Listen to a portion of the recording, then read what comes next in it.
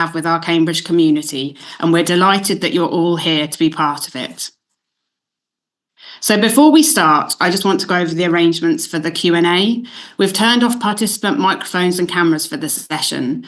If we have time, we'll take questions at the end of the conversation, but you can put your questions in the Q&A function during the conversation.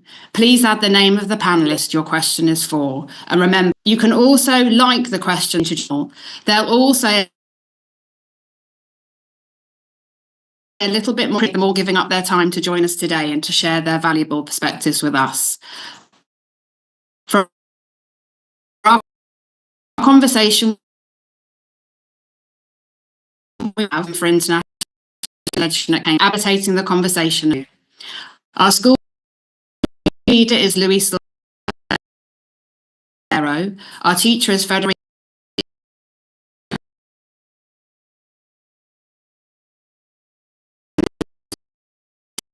We're ready. Good evening, wherever you are in the world joining us. Starting, let's dive straight into the question about change generally. My role is the Cambridge 19 curriculum.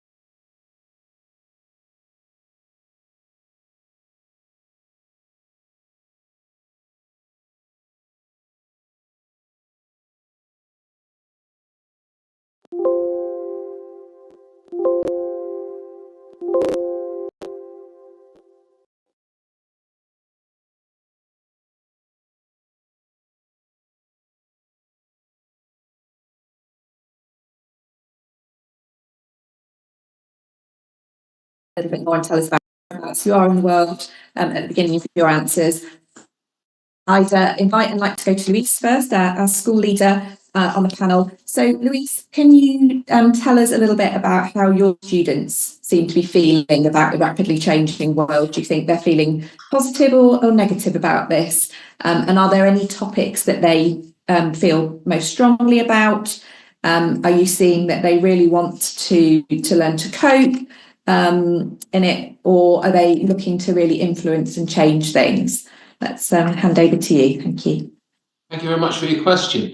We're in Oman. It's getting very warm here, and we're in the middle of Ramadan. So it's a time for contemplation. And it's quite interesting that contemplation usually comes ways to better learning experience. We're continually looking for planning for what the kids should be doing. And in reality, I think it's just get on. They know what they're doing. They come to school, they have this idea. If anything, the COVID situation a deficit of attention span, but they need teaching and they need their learning experience to be, I think, a bit more bite-sized than it used to be, because that attention span has dwindled radically, and that's a massive issue with our teachers here. That's really interesting. Thank you. And the link between those events that happened and how we're seeing that impact in the classroom, how we're having to evolve to accommodate that. So turning to Federico, and how your students are engaging with their education, to start there. Good morning, everyone. I'm Federica, and I've been teaching history and philosophy in Milan for 7 years. So I would love to share my experience here in a big city. Well, I think that changes nowadays are too rapid, not only for us teachers, but even for students. So I can tell you the context of the Italian school. The Italian school is still very traditional and it is struggling to innovate. Most subjects are still approached theoretically and still use face-to-face lectures. So in our school, for instance, we have a lot of computer labs, science labs that we use a lot. But as for humanity subjects, I teach humanity subjects such as history and philosophy, we are still very traditional. As they still use the book a lot. Even my students still bound to the traditional lecture. They still believe that it is the only real lecture is when they take notes and the teacher is speaking. So I noticed that when we organize group work, presentation, peer-to-peer activities, more engaging activities, they sometimes do not take these activities as seriously as the traditional lecture. But because the Italian school is traditional, so they still feel loyal to that method. On the other hand, they feel the desire for changing and innovation and for more engaging activities and also for the use of technology. So I think that the Italian school is in a moment of transition between tradition and innovation, and we still have to there is a gap between our traditional idea of a lesson and what the innovation asks to us. Thank you. Thank you for being so open and honest in sharing about the context in your school. So do you feel that you've used the word traditional a few times? Do you feel that that traditional culture, which seems very embedded, is effective preparation for learners? Or do you feel that it will need to really change if we're going to help them?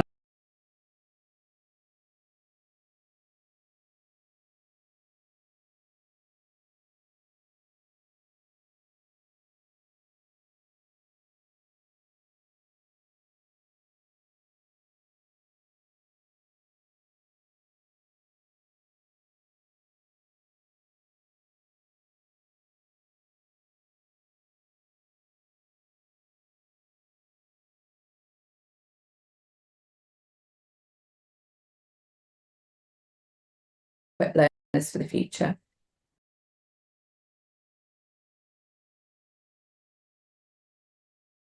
Absolutely. You talked about the kind of innovations that you're using, and when you use these different methods that the students aren't used to, sounds like, yeah, everyone's going through that slightly uncomfortable phase together, which is a good way of learning about it. Thank you.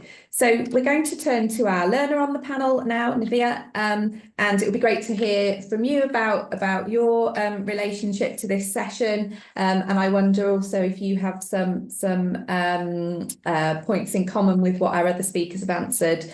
But we're really interested in hearing from you and where you are now, thinking about you and your fellow students.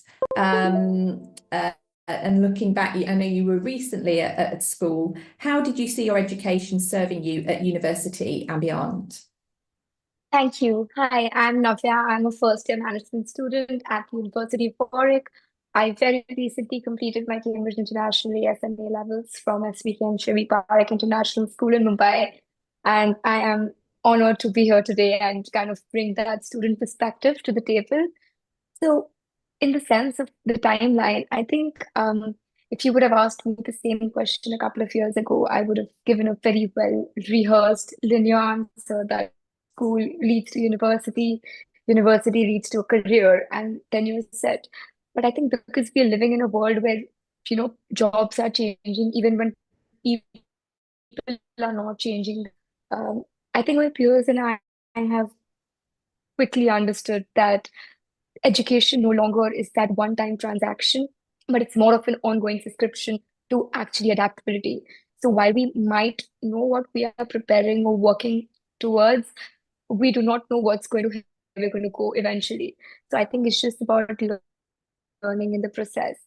And in terms of, how my education kind of served me, For university, I think I always knew I wanted to study in the UK, and I think completing the Cambridge International Curriculum, I just got that confidence that my academic foundation would ease that transition to university.